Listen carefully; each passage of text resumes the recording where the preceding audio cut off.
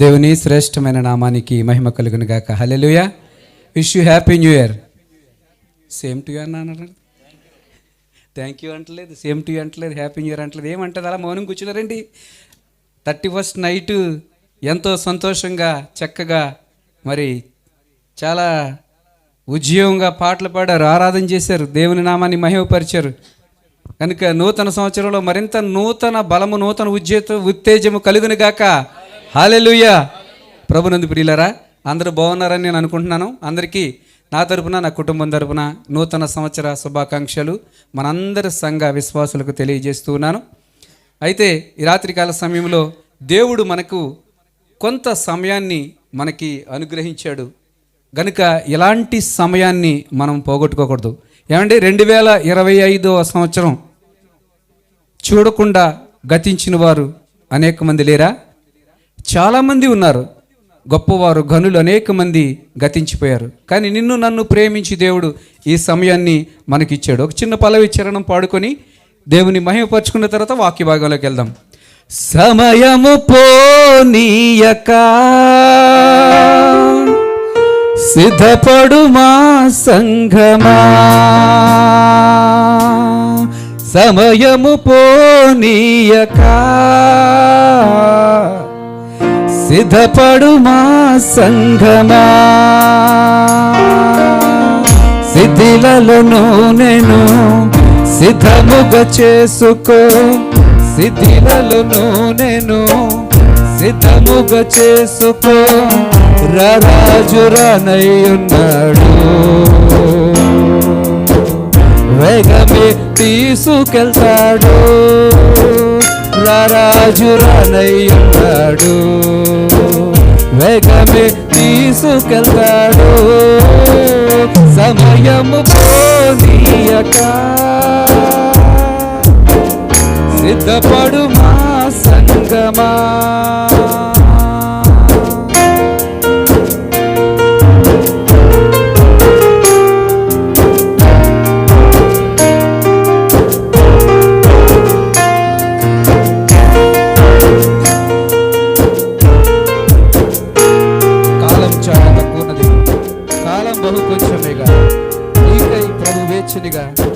జాగు చేశాడు కాబట్టి ఈరోజు మనం బ్రతుకున్నామని అర్థాన్ని చేయబడదాం.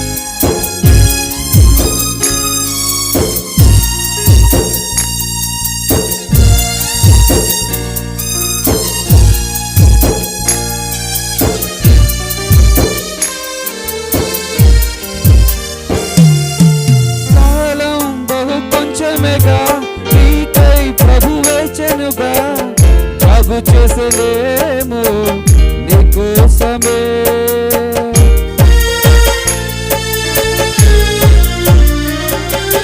కాలం బహు కొంచెమేగా, నీకై ప్రభు వేచెనుగా, జాగు చేసేలేము నీకోసమే, సిద్ధమేనా ఇకనైనా, సిద్ధమేనా ఇకనైనా, సంధింపయేసురాజుని త్వరపడవా, సమయము పోనీయక సిద్ధపడు మా సంఘమా, సమయము పోనీయక సిద్ధపడు మా సంఘమా, సిద్ధిలను నేను సిద్ధముగా చేసుకో, సిద్ధిలను నేను సిద్ధముగా చేసుకో, రాజు రానయ్యున్నాడు, వేగమే తీసుకెళ్తాడు, రాజు రానయ్యున్నాడు, వేగమే తీసుకెళ్తాడు, సమయము పోనీయక సిద్ధపడు మా సంఘమా, సమయము పోనీయక సిద్ధపడు మా సంఘమా. ప్రార్థన చేసుకుందాం. పరిశుద్ధుడైన దేవా, మీ పాదములు కొందరు స్తోత్రం చెల్లిస్తున్నాం ప్రభా. నీ మాటలను పట్టుకుని, నీ వాక్యాన్ని చేతపట్టుకుని ప్రభా, దీన సేవకుడిగా, నీ పాద పరిచారకుడిగా సంఘం ఎదుట నిలబడి ఉన్నాను నాయన. మాటలు నీవి నాయన ప్రభా, పలికించేది మీరు. నా నోటిని మీ యొక్క బోరగా వాడుకొని వినుచున్న వీరికి నాకు ఏమైతే అవసరమై ఉన్నాయో అలాంటి మాటలు నూతన సంవత్సరములోని మొదటి ఆరాధనలో మాతో మాట్లాడమని యేసు నామమున వేడుకొని ప్రార్థన చేయుచున్నాను మా ప్రియ పరలోకపు తండ్రి. ఆమేన్, ఆమేన్. హల్లెలూయా, హల్లెలూయా. ఇశ్రాయేలీలు దేవునికి విరోధంగా పాపము చేసినప్పుడు తండ్రి అయిన దేవుడు వారిని కఠినంగా శిక్షించడానికి ఇష్టపడేవాడు. ఎందుచేతనంటే తండ్రి తన ప్రేమించిన బిడ్డను ఏం చేస్తాడండి? శిక్షిస్తాడండి, గద్దిస్తాడు. తప్పకుండా శిక్షించిన బిడ్డలు ప్రయోజకులవుతారు. హల్లెలూయా. తండ్రి, ఏ తండ్రి అయితే బిడ్డలను శిక్షిస్తారో, చిన్నప్పుడు అంటే పెద్ద అయిపోయిన తర్వాత కాలేజీ చదివే వయసులో జుట్టు గట్టిగా పట్టుకుని, అంటే హిప్పీ బాగా పెంచుతాడు కదండి, అలా జుట్టు గట్టిగా పట్టుకుని గిరగర తిప్పి కొట్టావనుకో, ఓ దెబ్బ కొడితే 4 దెబ్బలు మనల్ని కొడతారు. వయసు అది కాదు. మొక్కై వంగనిది మ్రోనై వంగదు. బాల్య దినములందే సృష్టికర్తను జ్ఞాపకం చేస్తూ తండ్రి గనక గద్దిస్తే, బిడ్డలను శిక్షిస్తే, ఆ బిడ్డలు తప్పక ప్రయోజకులు అవుతారు. మా నాన్నగారు కానీ మా అమ్మ కానీ పుట్టిన తర్వాత ఎప్పుడు కూడా నా మీద చెయ్యి వేయలేదు, నన్ను కొట్టలేదు, తిట్టలేదు అన్నవారు ఒకసారి చేయతండి. అంటే మీరు ఎవరు ప్రయోజకులు కాదని అంటానే అనుకోకండి, అలాంటి కూడా ఉంటారు. ఎవరైనా ఉన్నారండి? తప్పకుండా తల్లి కానీ తండ్రి కానీ బిడ్డలను శిక్షిస్తూ ఉంటారు. అంతేనండి. ఆడపిల్లలను కూడా కొడతారు తల్లిదండ్రులు, తప్పకుండా కొడతారు. ఎందుకంటే వారు చిన్న వయసులోనే దేవుని భక్తిలో పెరగాలన్నది తండ్రి యొక్క ఆశ. తాగి సిగరెట్లు తాగుతూ తూలుతూ వచ్చిన తండ్రి కూడా అంటాడు ఏమని? ఒరే బాబా, నాలాగా పాడైపోకని. కానీ తండ్రి ఏం కోరుకుంటాడంటే బిడ్డలు తండ్రి కంటే ఉన్నతముగా ఉండాలి అని కోరుకుంటారు. కేఎస్ఆర్ మూర్తి గారు, అమలాపురం ఎంపీగా పనిచేసిన కేఎస్ఆర్ మూర్తి గారు మీకు అందరికీ పరిచయస్తులే. అంతర్వేది గ్రామములో మంచినీళ్లు తాగుతున్నారు మీరు అంటే ఆయన ప్రవేశపెట్టిన పథకం అది. హల్లెలూయా.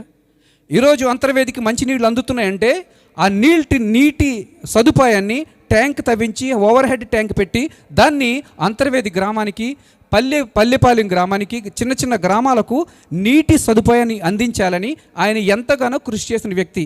ఆయన కేఎస్ఆర్ మూర్తి గారు ఐఏఎస్ ఆఫీసరు. ఆయన రిటైర్ అయిన తర్వాత ఆయన జాతి బిడ్డలందరూ కూడా, షెడ్యూల్ కులాలు, షెడ్యూల్ తెగల వారందరూ కూడా చదువుకోవాలని ఉద్దేశంతో ఆయన ప్రెసిడెంట్గా ఒక engineering college, ITI college, MBA కాలేజీని స్థాపించారు. కాకినాడలో ఎంబీఏ కాలేజ్ ఉండేది, ఐటీఐ హైదరాబాద్లో ఉండేది. ఆ హైదరాబాదు ఐటీఐలో నాకు ఉద్యోగం వచ్చింది ఇన్స్ట్రక్టర్గా. అందులోనే నేను ప్రిన్సిపాల్గా 5 బ్యాచీలు తర్ఫీదు చేసి బయటికి పంపించాను.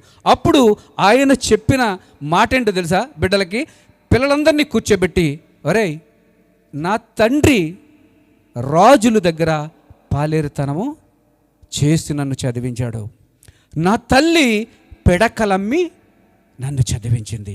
ఈరోజు నేను ఐఏఎస్ ఆఫీసర్లో నెంబర్ 1 ర్యాంకు పొందాను అంటే నా తండ్రి ఏమనివాడో తెలుసా?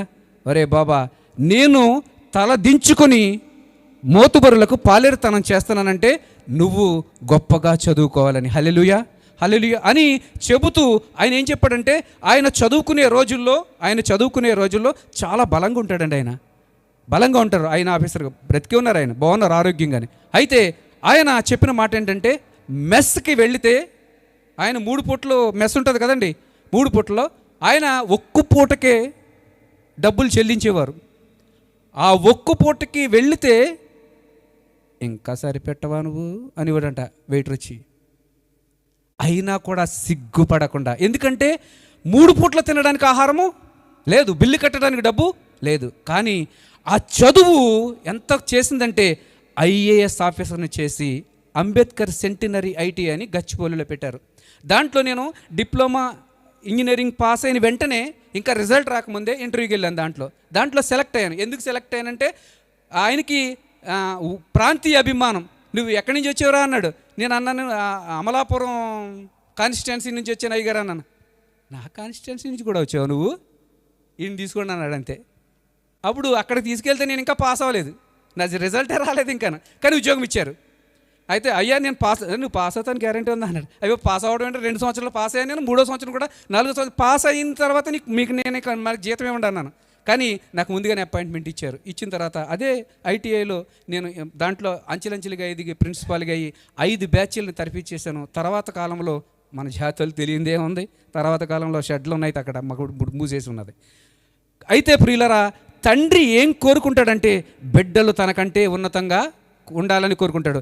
అయితే బిడ్డలు తప్పు చేసినప్పుడు తండ్రి శిక్షించిన ప్రకారంగా ఇశ్రాయేలీయులను నేను కోరుకున్న నా జనము, నా పిల్లలైన ఇశ్రాయేలీయులను నేను నా మార్గంలోకి తీసుకొస్తానని తండ్రి శిక్షించిన తర్వాత వాళ్ళను మళ్ళా కనికరపడతాడు తండ్రి.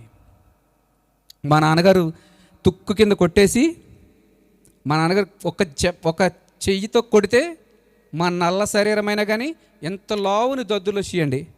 మా అమ్మ శుభ్రంగా నేను దెబ్బలకు చాలా తెలివిగా తప్పించుకునేవాడిని. మిగిలిన పెద్దోడు చిన్నోడు అమాయకులు వాళ్ళు బలైపోయేవారు అడ్డంగా. అయితే కొడితే 5 ఏళ్ళు అలాగ 5 వచ్చులు అలా వచ్చేసేయండి. మా నాన్నగారు మాస్టర్, హెడ్ మాస్టర్. వీళ్ళ ఇప్పుడు చనిపోయారు చూడండి ప్రసాదరావు గారు, ఆ ఇంటికి దగ్గరలోనే రిటైర్ అయ్యారు కాలమ్మగలో. అయితే ప్రియులారా, నేను ఈ విషయాలు నూతన సంవత్సరంలో ఎందుకు చెప్తున్నానంటే మీరందరూ కూడా బిడ్డలు కలిగిన తల్లిదండ్రులు చాలామంది ఉన్నారు. మనకు కూడా తల్లిదండ్రులు మనల్ని పెంచిన మన తల్లిదండ్రులు బ్రతికున్నారు. అయితే వారి పెంపకంలో మనం ఈ డిసిప్లిన్లోకి రావడానికి కారణం ఏంటంటే వారు మనల్ని శిక్షించారు. అయితే ఎప్పుడైతే మా నాన్నగారు గట్టి కొట్టారో దాని మీద మా అమ్మ కొబ్బరి నూనె రాసి సర్లేరా ఏం కాదు తగ్గిపోతుంది అన్న తర్వాత పెద్దోడు భోంచేశాడా, చిన్నోడు భోంచేశాడా, ఇంకా తినలేదా అని ఆయన ఒకవేళ బిడ్డలు తినకపోతే పొద్దుటి వరకు కూడా ఆయన అలాగే నిద్రపోకుండా చూస్తూ ఉండేవాడు. ఎందుకనంటే అయ్యో నా బిడ్డలను, అలాంటి కనికరము కలిగిన తండ్రి ఇశ్రాయేలీయులను దాస్యానికి అప్పగించిన తర్వాత వారు కష్టపడతా ఉంటే ఇంకా కొంతకాలం వీళ్ళు నా వైపుకు తిరుగుతారు, ఇంకా కొంతకాలం తిరుగుతారని కొంతమంది ప్రవక్తలను పంపించి హెచ్చరించాడు. ఎహెచ్కేలు గ్రంథము, ఎహెచ్కేలు ప్రవక్త చెబుతున్న మాట చూడండి. ఈరోజు మనము ఈ నూతన సంవత్సరంలో ప్రవేశించిన మనము ఇశ్రాయేలీయుల వలె అనేక మారులు తప్పిపోయినప్పుడు తండ్రి మనల్ని అనేక సార్లు గద్దించిన రీతిని మనం జ్ఞాపకం చేసుకుంటున్నాం. కానీ ఆయన కనికరమును బట్టి మనము జీవముతో ఉన్నాం. చూడండి ఎహెచ్కేలు గ్రంథము 11:17 వచనం చదవండి. కాగా నీవు ఈ మాటలు ప్రకటింపమని ఎక్కడ ఉందా? ఏమనగా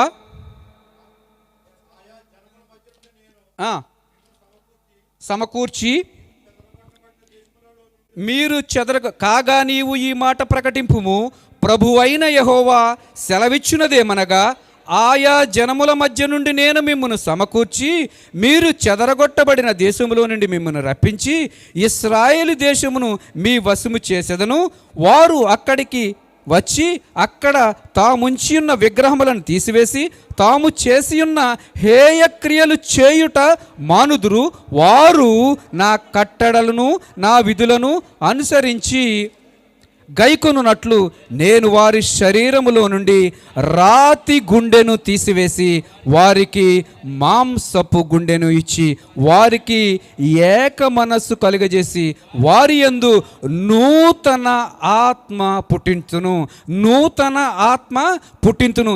ఈ ఇశ్రాయేలీలు ఎప్పుడైతే ఆయనకి విరోధంగా పాపం చేశారో వాళ్ళు ఏదో ఒక రోజున తమలో ఉంచుకున్న విగ్రహాలను, తమ ఆరాధించే విగ్రహాలను, అన్యుల విగ్రహాలతో వారు పాలిభాగస్తులైన విధానాన్ని విడిచిపెట్టి రాతి గుండె కలిగిన వారి విగ్రహాలు, రాతి గుండెతో వారు విగ్రహాలను ఆరాధించేస్తే సజీవుడైన నన్ను ఒక రోజుని వాళ్ళు మాంసపు గుండెతో ఆరాధన చేస్తారని. రాతి గుండె దేనికి సాదృశ్యం అంటే కోపానికి సాదృశ్యం, ద్వేషానికి సాదృశ్యం, కక్షలు, అహంకారాలు, అసూయకు సాదృశ్యమైనదే రాతి గుండె. మాంసపు గుండె దేనికి సాదృశ్యం అంటే క్రీస్తు స్వభావమును ప్రతిబింబించే మాంసపు గుండె. అది మాంసపు గుండె ఏంటంటే చిన్నగానే బాధపడితే తట్టుకోలేంది, కరిగిపోతుంది. నిన్ను నన్ను నీ బాధలను నా బాధలను పాపపు దాస్యత్వాన్ని విడిపించటం కోసం ఆయన ఆ యొక్క రాతి గుండెను మనకు తీసివేసి మాంసపు గుండెను ఇవ్వడానికి ఆయన సిలువ శరీరము, సిలువ యాగము చేయవలసిన వచ్చినా కూడా నిన్ను నన్ను రక్షించడానికి తప్పక ఆయన రావాల్సిన ఆవశ్యకము భూలోకానికి వచ్చింది కనుక నిన్ను నన్ను రక్షించడానికి ఇష్టపడ్డాడు. పై మార్పిడి జరిగితే మనకేమవుతుందంటే ఏక మనస్సు. చూడండి అక్కడ ఏమన్నాడు, ఏక మనస్సు కలుగుతుందట, వారికి ఏక మనస్సు కలుగజేసేదన. అందుచేత కీర్తనకారుడు అంటా ఉన్నాడు చూడండి, దావీదు మహారాజు పాపము చేసిన తర్వాత, తప్పిదము చేసిన తర్వాత, ఈ విషయాలు నేను ఎందుకు చెప్తున్నానంటే 2025 సంవత్సరంలో నీవు నేను ఎక్కడ తప్పిపోయామో, ఏ విషయాల్లో తప్పిదం చేసామో, ఎవరి మీద మనం ద్వేషం ఉంచుకున్నామో, ఎవరి మీద మనం కోపం పెంచుకున్నామో, ఎవరి మీద ద్వేషం పెంచుకున్నామో, ఎవరి మీద అసూయ పడ్డామో అవన్నీ కూడా రాతి గుండెకు సాదృశ్యంగా ఉన్నాయి. కానీ 2026 సంవత్సరాన్ని నీకు ఒక దయాకిరీటంగా దేవుడిచ్చిన కారణాన నీ యొక్క రాతి గుండె స్వభావాన్ని ఈ రాత్రికాల సమయంలో విడిచిపెట్టి మాంసపు గుండె స్వభావాన్ని ధరించుకోవాలి. ఎవరినైతే నువ్వు ద్వేషించావో వారిని క్షమించి వారి దగ్గరికి వెళ్ళి, అయ్యా ఒకవేళ నేను గత సంవత్సరంలో నీ పట్ల నేను ఈ రకంగా ప్రవర్తించుంటే దయచేసి నన్ను క్షమించుమనే స్వభావము క్రీస్తు స్వభావం. అది మాంసపు గుండె స్వభావం. ఒకవేళ తల్లిదండ్రులకు తెలియకుండా, లేకపోతే నీ యొక్క భర్తకు తెలియకుండా, నీ భార్యకు తెలియకుండా నీవు ఎక్కడైనా ఒక లోపములో కానీ, పాపములో కానీ, శాపములో కానీ పడ్డావేమో, 2025 సంవత్సరంలో నువ్వు దాటలేకపోయావేమో. కానీ ఆ శాపము నీ పిల్లల తరమున వెంటాడకుండా ఈ రాత్రికాల సమయంలో దేవుని సన్నిధిలో ఒప్పుకొనడానికి ఇదొక నూతన సంవత్సర అవకాశం. అందుచేత కీర్తనకారుడైన దావీదు బెత్షెబతో పాపము చేసి తనను పశ్చాత్తాపపడుతూ ఈ మాటలు అంటున్నాడు చూడండి. 51వ అధ్యాయము 10వ వచనంలో ఏం మాట్లాడినాడో, దేవా నా యందు శుద్ధ హృదయము కలుగజేయము, నా అంతరంగములో స్థిరమైన మనస్సు నూతనముగా పుట్టించును. ఎందుచేతనంటే సకలము కలిగి ఉన్నా కానీ మనస్సు చంచలనంగా అయింది. ఎలాంటిదంటే మనసు చంచలమైంది, స్థిరము లేదు. దావీదు మహారాజుకి భార్యలు తక్కువండి, ఉపపత్నులు తక్కువండి, వేరొకడు భార్యను పిలుచుకుని తనతో పాపము చేసి భర్తను చంపే అవసరమండి దావీదుకి. కానీ చంచలమైన మనస్తత్వం. ఒక ఆయన చక్కటి అందమైన భార్య, ఆయన్ని చూస్తే పగలు చూస్తే రాత్రి నాకలా నల్లగా ఉంటాడు, చీకట్లో కనిపించడు. కానీ ఆయన భార్య ఎంత అందంగా ఉంటుందో, చాలా అందంగా ఉంటుంది, చక్కటి బిడ్డలను కన్నది. కానీ ఈడికంటే ఇంకా నల్లగా ఉన్నా, ఇంకా పనికి రాని ఆవిడ బీరు కూడా తాగుతుంది. ఆవిడ్ని ప్రేమించి ఆవిడతో కాపురం చేశాడు కొంతకాలం. నాకు తెలియగడిగి అరే నాకు తెలియగడుగుతాను, నువ్వేమనుకోకు, నీకు అన్నీ ఉన్నాయి, అన్నీ సకలముగా ఉన్నాయి. నీ భార్య చూస్తే చాలా అందంగా ఉంటుంది, చాలా అనుకువగా ఉంటుంది, చాలా భక్తిగా ఉంటుంది, నీకు ఏం రోగం రప్పాయం వదిలిపెట్టాయి అని అంటే, నా కళ్ళుతో చూడు నా భార్య కంటే అందంగా కనిపిస్తుంది అంటున్నాడు. అలాగే దావీదు మనసు ఎలాంటిదండి, చంచలమైన మనసు. అందుకని ఏఆర్ స్టీవెన్సన్ గారు ఒక పాట రాస్తాడు, ఏమంటే, చంచల మనసాడించు బ్రతుకు ఆటను వంచన చేసి నడుపును తప్పు బాటను. చంచల మనసాడించు బ్రతుకు ఆటను వంచన చేసి నడుపును తప్పు బాటను. అంతరంగమును పరిశీలించు యేసయ్యా, స్థిర మనస్సుతో నీ దారిలో సాగనీవయ్యా. అంతరంగమును పరిశీలించు యేసయ్యా, స్థిర మనస్సుతో నీ దారిలో సాగనీవయ్యా. నా హృదిని వెలగా మలచుకోవయ్యా, నా హృదిలో నిలిచిపోవయ్యా. నా హృదిని వెలగా దీవెనగా మలచుకోవయ్యా, నా హృదిని నిలిచిపోవయ్యా, మనసున్న మంచి దేవా, నీ మనసును నాకించవా, మనసు మలినమైన నాకై మనిషిగా దిగి వచ్చావా. హల్లెలూయా. చంచలమైన మనస్సు ఏం చేస్తుందంటే వంచన చేసి నడుపుతుంది. చంచలమైన మనస్సుతో చేసిన ఏ పాపమైనా ఏ పనైనా నీకు చివరికి వంచనే మిగులుతుంది. అందుచేతే కొలస్సీలోకి రాసిన పత్రిక 3వ అధ్యాయం 1వ వచనంలో అపోస్తలుడు పౌలు తిమోతికిని అక్కడున్న విశ్వాసులకు సహోదరులకు శుభమని చెప్పుతూ కొలస్సీ సంఘస్థులకు ఒక మాట చెప్తున్నాడు చూడండి. మీరు క్రీస్తుతో కూడా లేపబడిన వారైతే పైనున్న వాటినే వెదకండి, భూ సంబంధమైన వాటిని వెదకండి. 3:3లో చూడు అంటున్నాడు కొలస్సీలోకి రాసిన పత్రిక 3వ అధ్యాయం. పైనున్న వాటి మీదే కానీ భూ సంబంధమైన వాటి మీద మనసు పెట్టకుడి. హల్లెలూయా. మనము మరి పైనున్న వాటిని వెదకాలి అంటే భూ సంబంధమైన వాటిని అంటే కొన్ని అలవాట్లను మనము విడిచిపెట్టాలి. అందుచేత యెషయా గ్రంథము 43వ అధ్యాయము 18వ వచనం 19వ వచనంలో ఒక మాట అంటున్నాడు చూడండి. మునుపటి వాటిని జ్ఞాపకం చేసుకొనకడి, పూర్వకాలపు సంగతులను తలంచుకొనడి. మునుపు జరిగిపోయింది. 2024వ సంవత్సరం అయిపోయింది, జరిగిపోయింది. ఇంకా వాటిని అన్నిటిని గుర్తు చేసుకోకండి. వాటిని ఏం చేశారో ఏం జరిగిందో అవన్నిటిని కూడా విడిచిపెట్టేయండి. 2026 సంవత్సరంలో ప్రభుతో ఒక తీర్మానం చేసుకోనండి. అందుచేతే 43వ అధ్యాయం 19వ వచనంలో ఒక మాట అంటున్నాడు చూడండి. ఇది మీ జీవితంలో దేవుడు మీతో రాత్రికాల సమయంతో మాట్లాడుతున్నమాట. ఇదిగో నేనొక నూతన క్రియ చేయుచున్నాను. హల్లెలూయా. నూతన క్రియ మన జీవితాలలో ఆయన చేయాలి. నూతన క్రియ చెయ్యాలి అంటే ఇప్పుడు ఎవరి దగ్గరికన్నా మనం ఏదైనా అర్జించడానికి మనం వెళ్ళామనుకోండి, నాకు డబ్బులు కావాలి, ఎత్తవా ఇవ్వా అన్నామంటే ఇస్తాడండి? ఎవడెవడు? అయ్యా నాకు కొంచెం అవసరం ఉన్నది, నేను దీన్ని పొందుకోవాలంటే మీ దగ్గర నుంచి నేను ఏం చేయాలి, ఎలా చేయాలి, నా పరిస్థితి ఇది అని చెప్పుకుంటాం. అలాగే నికోదము కూడా యేసుక్రీస్తు ప్రభువారి దగ్గరికి వచ్చి అంటున్నాడు చూడండి. యోహాను సువార్త 3వ అధ్యాయం 3వ వచనంలో ఏమంటున్నాడంటే, నేను వీటన్నిటిని పొందుకోవాలి అంటే ఏం చేయాలి అని అడుగుతుంటే అందుకు యేసు అతనితో, ఒకడు క్రొత్తగా జన్మించితేనే కానీ అతడు దేవుని రాజ్యమును చూడలేడని మీతో చెప్పుచున్నాను.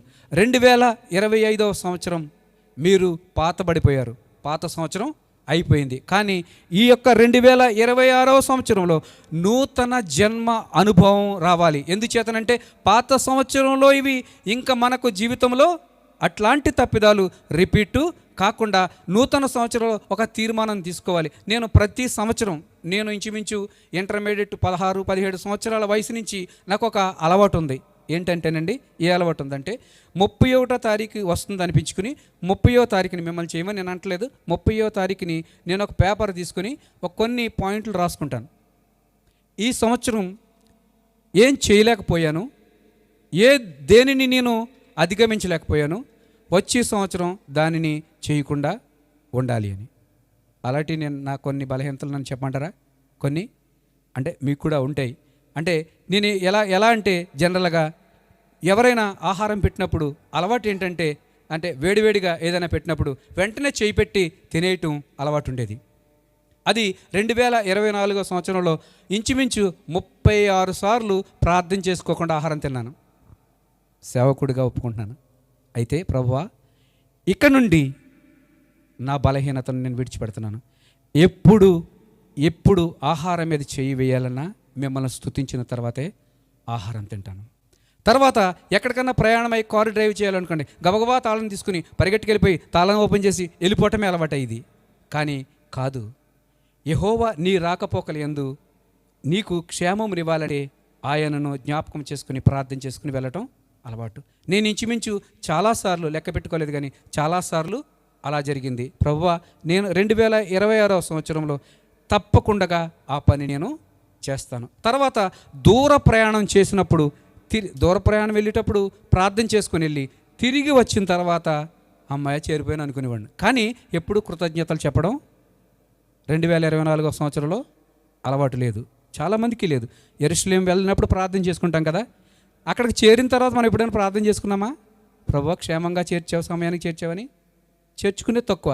ఫ్లైట్కి ఎక్కడానికి మనము ఎయిర్పోర్ట్కి వెళ్ళే ముందు ప్రార్థన చేసుకుంటాం కదా, ఫ్లైట్ ఎక్కిన తర్వాత ప్రభువా నన్ను క్షేమంగా చేర్చావు ప్రభువా అని ఎందుకు ప్రార్థన చేసుకుంటారో తెలుసా? అది గాలి ఎగురుతుంది కాబట్టి, ఎక్కడ ఊడి కింద పడుతుందని తప్పకుండా గుండె చేతితో పట్టుకుని ప్రార్థన చేసుకుంటాం. కానీ చాలా విషయాల్లో మనము కృతజ్ఞతలు చెల్లించుకున్నాం. ఇలాంటివి నేను 9 అంశాలు రాశాను, ఇంకా ఉన్నాయి బలహీనతలు.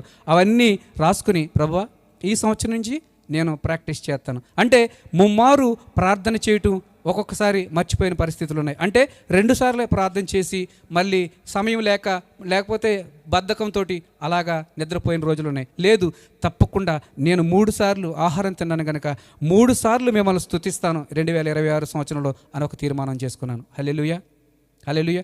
నేను నా దశమ భాగాన్ని తప్పక నీకు చెల్లిస్తాను ప్రభువా. నా యొక్క జీతంలో తీసుకున్న వెంటనే 10వ వంతు తీసి ఒక కవర్లో పెట్టి ప్రభువా ఇది నాది కాదు ఇది నీది అని పక్కన పెట్టే అలవాటు ఉండేది. అయితే నేను సాక్ష్యంగాను వాక్యంగాను చెబుతున్న మాట, నేను ఈ సంఘం పెట్టినప్పుడు నేనేమనుకున్నానంటే 12 నెలలు జీతం అంటే 12,000 షెకెళ్ళు దీనికి అద్దె కదండి. అంటే 12 నెలల అద్దె, నెలకు 1000 చొప్పున నేను 12,000 కడితే ఒక నెల అయిపోయింది. అలాగని నేను ఈ యొక్క తీర్మానం తీసుకుని వెళ్ళాను. అయితే డిసెంబర్ నెల సమీపిస్తూ ఉంది. ఈ లోపల మా ఎంప్లాయర్ యొక్క తల్లి హాస్పిటల్లో పడ్డది. నేను ఈరోజు ఇలాత్తులో ఉండాలి. మేము నిన్న బయలుదేరి ఈరోజుకి ఇలాత్తుకి వెళ్ళాలి. అక్కడ డిస్కో డ్యాన్స్ క్లబ్లో వాళ్ళందరూ కూడా అందరూ కూడా ఎంజాయ్ చేస్తారు. వాళ్ళతో పాటు నేను ఉండాలి. కానీ ప్రభువా మొదటి వారము నేను అందరికీ కూడా మరి యొక్క వాగ్దానాలు ఇవ్వాలి, నేను ఆ సన్నిధానంలో ఉండాలి ప్రభువా అని దేవునిని అడిగి ఎదురు చూస్తున్నప్పుడు కార్యం చేశాడు. నువ్వు అడిగితే ఎందుకు చేయడు? వెంటనే ఆవిడ ఐసీయూకి పంపించాడు డైరెక్ట్గాను. ఆవిడ మళ్ళీ నడిచి రాలేదు, వీల్ చైర్లో 2 చేతుల మీద తీసుకొని వచ్చారు. ఇప్పుడు మనిషి అవసరమైంది. నేనన్నాను లేడీకి నేనేం హెల్ప్ చేస్తాను అంటే వాళ్ళ తల్లి అన్ని స్త్రీలకు సంబంధించిన అన్ని పనులు నేను చేస్తాను. కానీ దాన్ని ఏమంటారు మను అంటే రిమోట్ తోటి పైకి లేపే ఒక బండెట్టుకు వచ్చారు. దీంతో నువ్వు లేపడం అక్కడ తీసుకురావటం అన్నారు. అయితే ఎంత ఇస్తారు అంటే 2,000 ఇస్తామన్నారు. నేను ఎంత ఇచ్చాను దేవుడికి? ఎంత ఇస్తాను నెలకి? అప్పుడు మనకి ఇంక కొంచెం ఆశ ఎక్కువ కదా, మరీ బొత్తుగా 2,000 అంటే ఇంకో 500 ఇమ్మన్నాను. తప్పదు కదా, ఇస్తామన్నారు. అంటే నేను సంవత్సరానికి 12,000 షెకెళ్ళు దేవునికి ఇచ్చాను. నాకు ఇప్పుడు సంవత్సరానికి ఎంత వచ్చింది లెక్క ఏంటి టకటకమని? 30,000 వచ్చేది. 2,500 ఇంటూ 12 నెలలు, 2,500 ఇంటూ 10 నెలలు అంటే 25,000, 2,500 ఇంటూ 12 నెలలు అంటే 30,000. అంటే ఎన్ని రెట్లు దేవుడు హెచ్చించాడు? 3 రెట్లు. దేవునికి ఇస్తే ఆశీర్వదపడతారు. నోరాయి నుంచి బట్టి చూస్తారేంటి? జీతం పెరిగిపోవాలి, జీతం పెరగదు. నా జీతం అంతే ఉంది. కానీ మరొక మార్గాన్ని దేవుడు ఏర్పాటు చేశాడు. హల్లెలూయా, హల్లెలూయా. నేను అడగలేదు, కానీ ఆయన పని అది. చేసావా నువ్వు అలాగా?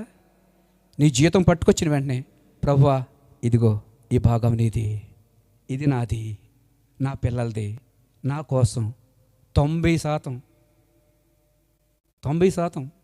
తిను దేవునికి ఇచ్చి నువ్వు అంటారు దశమ భాగం. ఇక్కడ మేము జీతాలు ఏం తీసుకోవట్లేదండి. ఇదంతా కూడా మేము చేసేది ఎడిషనల్ జాబ్. దేవుని పరిచర్య ఏ రూపాయి ఆశించకుండా చేసేది ఇది. హల్లెలూయా. మీరు చేయటానికి తీర్మానం తీసుకున్నారా? అలాగే ఒకవేళ 31వ తారీఖు మీరు అలా చేసుకోకపోతే మీ బలహీనతలన్నీ కూడా 2025వ సంవత్సరంలో ఏమేం చేశారో, దేవుని కొరకు ఏమేం చేయలేకపోయారో ఒక తెల్లటి పేపర్ తీసుకోండి. 2026వ సంవత్సరం రాసుకొని మీకు కూడా తెలుసా, రాసుకుంటమే కాదు ప్రతి నెల 1వ తారీఖున దాని మీద చేయి వేసి నేను ప్రమాణం చేస్తాను, ప్రార్థన చేస్తాను. ఎందుకో తెలుసా? ప్రభువా నేను నీకు ప్రమాణం చేస్తూ ఉన్నాను, ఒకవేళ నేను తప్పుతానేమని. తప్పకుండా ప్రాణమైన పోవాలి, కానీ ఆ ప్రమాణం నేను తప్పును. అలాంటి పట్టుదల ఉందా? అందుచేతే యోహాను రాసిన పత్రిక మత్తయి సువార్త 9వ అధ్యాయం 16-17 వచనంలో యేసుక్రీస్తు ప్రభువారు ఈ మాట చెప్తున్నారు. ముగిస్తున్నాను నేను. పాత బట్టకు కొత్త మాసిక వేయకూడదు. హల్లెలూయా. పాత బట్టకు కొత్త మాసిక వేయకూడదు. పాత బట్టను విడిచిపెట్టాలి. మీ తప్పిదాల్ని ఇంకా కొత్త సంవత్సరం ముసిగేసి దానికి మాసిక వేయొద్దు. ఎందుచేతనంటే పాతవి గతించిపోయాను, ఇదిగో సమస్తమును క్రొత్తవాయి అంటారు. అందుచేత యెహెజ్కేలు గ్రంథము 18వ అధ్యాయం 31 వచనంలో ఆయన అంటున్నాడు చూడండి. యెహెజ్కేలు గ్రంథము 18వ అధ్యాయము 31వ వచనంలో ఒక మాట అంటున్నాడు, మీరు జరిగించిన అక్రమ క్రియలన్నిటినీ విడిచి నూతన హృదయమును నూతన బుద్ధియమును తెచ్చుకొనిడి. ఇది నీకు నాకు చెప్తున్న మాట ఏంటంటే, మీరు జరిగించిన అక్రమ క్రియలన్నిటిని విడిచి నూతన హృదయమును నూతన బుద్ధియు తెచ్చుకొనడి. కొరింథీయులకు రాసిన 2వ పత్రిక 5వ అధ్యాయం 21లో అంటున్నాడు, ఎందుకనగా మనమాయన యందు దేవుని నీతి యగునట్లు పాపమెరుగని ఆయన మన కోసము పాపముగా ఆయను. అందుచేతే కొరింథీయులకు రాసిన 2వ పత్రిక 5వ అధ్యాయంలోనే 17వ వచనంలో ఏమన్నాడు చూడండి, కాగా ఎవడైనను క్రీస్తునందున్న యెడల వాడు నూతన సృష్టి, పాతవి గతించెను, ఇదిగో క్రొత్తవాయను. హల్లెలూయా, హల్లెలూయా.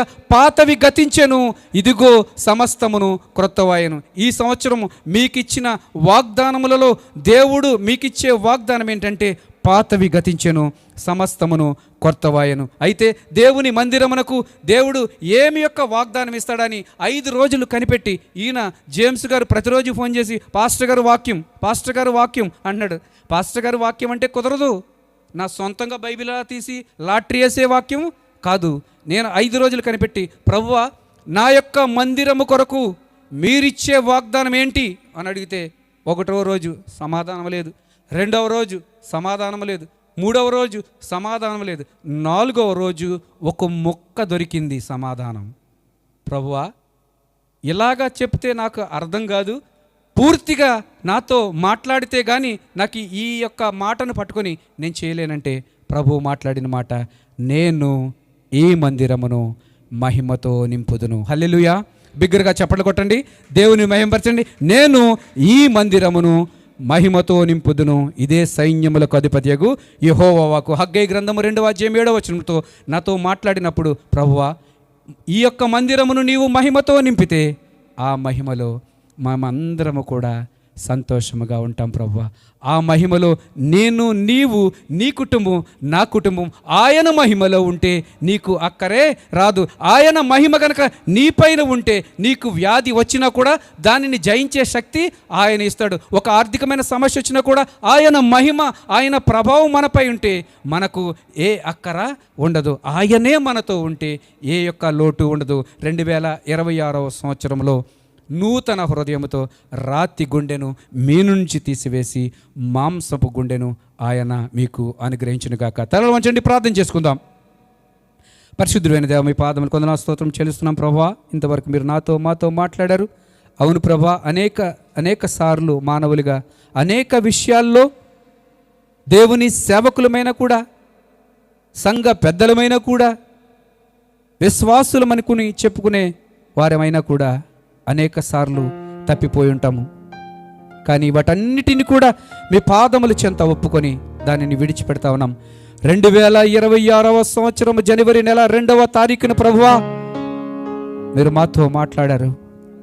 ఇకెన్నటూను కూడా వెనుకకు చూరక ముందున్న వాటి కొరకై వేగిరపడుతూ, ఇదిగో ఈ మందిరములో నీ మహిమా ప్రభావములను మేము ఎల్లవేళలా ఉంచుకొని మేము మా కుటుంబాల కొరకు ప్రార్థన చేసినప్పుడల్లా జవాబు పొందుకొనడానికి సహాయం చేయమని వేడుకొనిచున్నాను. పరలోకము నుండి ప్రభువా మీ యొక్క ఆశీర్వాదాలతో తల వంచిన బిడ్డలందరినీ నింపమని వేడుకొనిచు యేసు నామమున వేడుకొని ప్రార్థన చేయుచున్నాను మా ప్రియ పరలోకపు తండ్రి. ఆమేన్, ఆమేన్. Thank you very much. God bless you all. Wish you a happy new year for all.